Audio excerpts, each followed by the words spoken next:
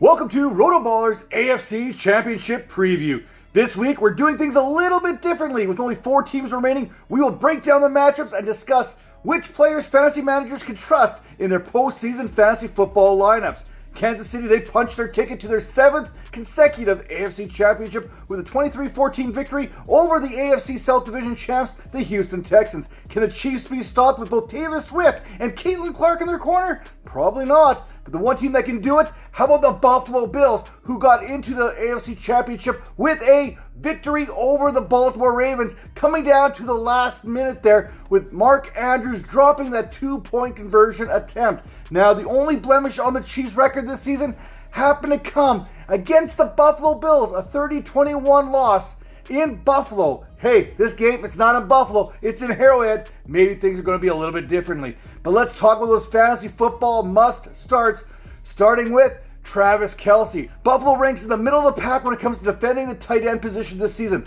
allowing 12.10 fantasy points per game. In 17 games, the Bills have allowed 5 touchdown receptions, 817 receiving yards on 92 receptions total. Now, in the previous meeting, Buffalo held Kelce to just 2 receptions and just 8 yards, but that was in the regular season. Playoff Travis Kelce, he is a different breed. With 117 yards in the divisional round, Kelce posted his 9th career 100-yard postseason receiving performance, breaking a tie with Jerry Rice for the most such performances in NFL history. Against the Texans, Kelce accounted for a 43.8% air yard share and a 32% target share. Now, the last time the Chiefs and the Bills met in the playoffs, Kelce was targeted 6 times, resulting in 5 receptions, 75 yards, a pair of touchdowns, and 24.5 fantasy points. My other must-start this week is Josh Allen, the quarterback for the Buffalo Bills. 2 weeks ago, Allen completed 20 of 26 passes for 272 yards against an excellent Denver Broncos defense. In that contest, he would also add 43 yards on the ground. Last week, in snowy conditions against one of the best defenses since week number 11, the Baltimore Ravens, Allen added 20 more rushing yards and a pair of touchdowns on the ground. That rushing upside, it makes Allen a must-start regardless of whomever he happens to be facing. In November, when Allen faced this Chiefs defense, he completed 67.5% of his passes for 262 yards, throwing for a touchdown and an interception. But the big plays came on the ground, 55 more rushing yards, where Allen was able to produce. So that is one of those things that we're going to keep an eye on here with Allen this week. Kansas City, they allowed 16.95 fantasy points per game this season. However, they yielded 4 rushing touchdowns and 434 rushing yards to the quarterback position. Those 434 rushing yards, that was the 7th most in the league against quarterbacks. Now, when these two teams last met in the playoffs, Allen, he had 72 yards rushing and a pair of touchdowns of his own. Now, AFC Championship game fantasy football stardom, how about Xavier Worthy of the Chiefs? Xavier Worthy, he introduced himself to the world back in week number 1. However, after that contest, there wasn't a whole lot to get fantasy managers excited about, although there had been moments here and there. Now, heading into the playoffs, we could be witnessing a breakout for Worthy. During weeks 15, 16, and 17, Worthy accounted for 26.1% target share and an air yard share of 22.4%. Worthy's 31 targets over that period tied him with A.J. Brown for the 7th most in the National Football League. Against the Texans last week, Worthy was the only receiver to catch a pass from Mahomes. Worthy caught 5 of 6 targets for 45 yards. Now, the yardage may not have been there. Maybe it's not something to get fantasy managers excited, but that 24% target share, that is going to make Worthy a solid flex play with some serious upside this week. Now, the last time that these two teams met, Worthy was a huge factor for this Chiefs team, finishing with 61 yards and a touchdown back in November. How about another wide receiver that we can trust this week? How about Khalil Shakir of the Buffalo Bills? Behind Shakir, there are no other options in this Bills passing game. Shakir accounted for 23% of the target share in the wild card round while recording 6 of Allen's 20 completions. Against the Ravens, Shakir was responsible for 6 of Allen's 16 completions and 52.5% of Allen's passing yardage. The rest of the Bills, they combined for 6 catches and 60 yards. Shakir will once again be that primary option for Allen as the Chiefs have funneled targets to the middle of the field all season long. Slot receivers have been successful this season, having been responsible for 16.4 fantasy points per game against this defense. That's 51% of the fantasy points allowed to the wide receivers. Only the Bengals are allowing a higher percentage to slot receivers than the Kansas City Chiefs have this season. In their only other outing, Shakir was Allen's top target once again, having accounted for 12 targets, hauling in 8 of those targets for 70 yards. Now let's talk about some more flex options here. How about Kareem Hunt? One of these backs for this Chiefs team has to be flex worthy. So let's go with the one who's actually been able to find the end zone.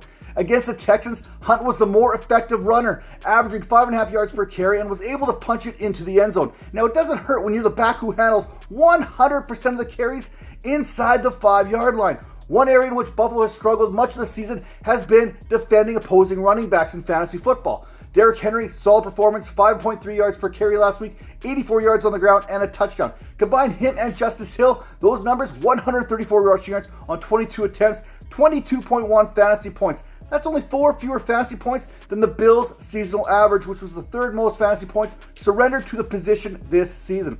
Speaking of running backs, let's fire up another running back, and let's go with James Cook. Joe Mixon is one of those few backs this season who's had a degree of success against his Chiefs' defensive front.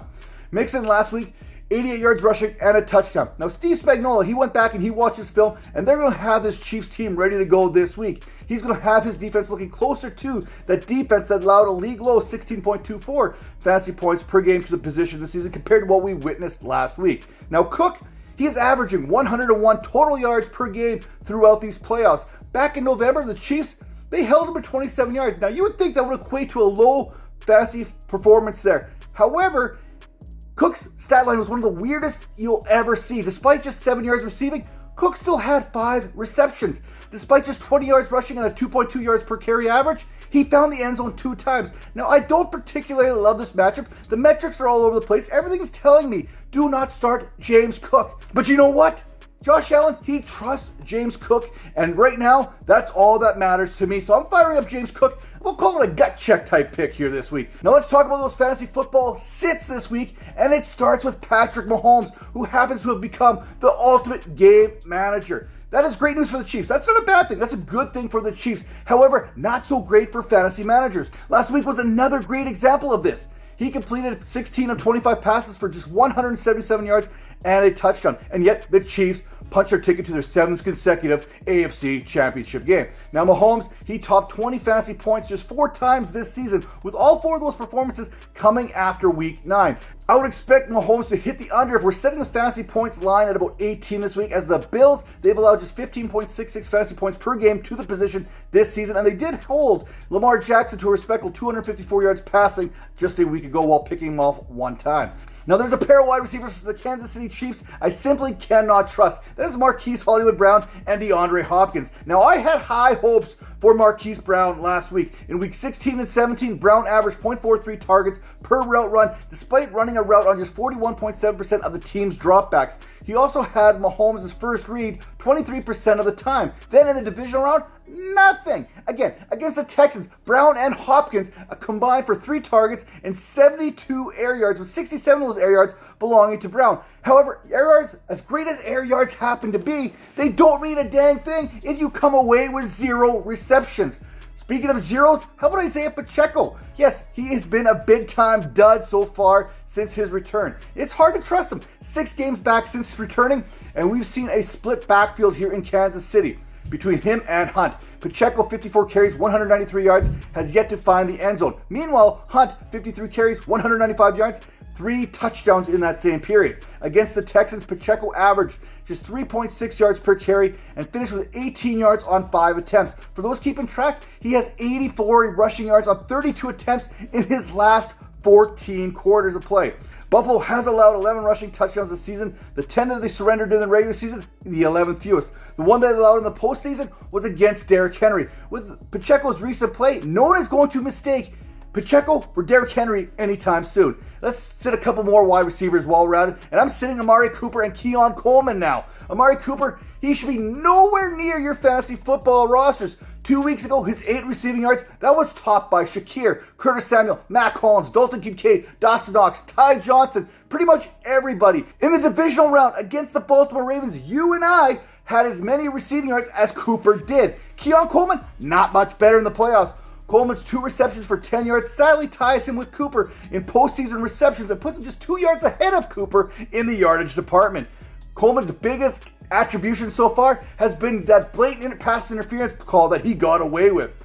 Like the Bills, the Chiefs rank in the middle of the pack when it comes to fantasy production allowed to opposing wide receivers. However, looking at the trends, I do not expect Cooper nor Coleman to have any part of the 33.22 fantasy points per game the Chiefs are allowing. Now finally, the last sit of the week is Dalton Kincaid. Yes, you know what? You can start Dalton Kincaid, but you're doing it at your own risk.